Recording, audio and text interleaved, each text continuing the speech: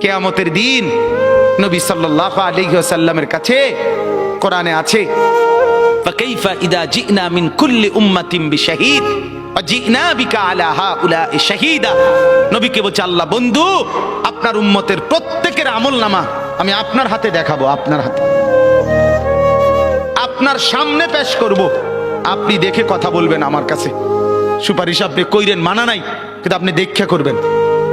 রাসূলুল্লাহ সাল্লাল্লাহু আলাইহি সাল্লাম যদি হাসরের ময়দানে এরকম আমলনামা খুলে উল্টায় আর পৃষ্ঠার পর পৃষ্ঠা দেখে ফজর নাই, জোহর নাই, আসর নাই, মাগরিব নাই, ঈশা নাই, শনিবার রবিবার, মদ জুয়া, অবৈধ উপার্জন, গান বাদ্য, নাটক, সিনেমা, জিনা, ব্যভিচার, বেহায়া, বেপর্দা সব উল্টায়। আল্লাহর নবী সাল্লাল্লাহু আলাইহি সাল্লাম তখন বলবে, উম্মত কি এটা? উম্মত আমার 23 বছরের এত চোখের পানির কথা একবারও মনে হয় নাই, কি আনছো এটা আমারে? উম্মত তুমি জানো না আমি যে তায়েফের পাথরের আঘাতে পুরা পিঠ চালনির মতো ঝাঁঝরা বানায় ফেলছে আমার? শোনো নাই তুমি?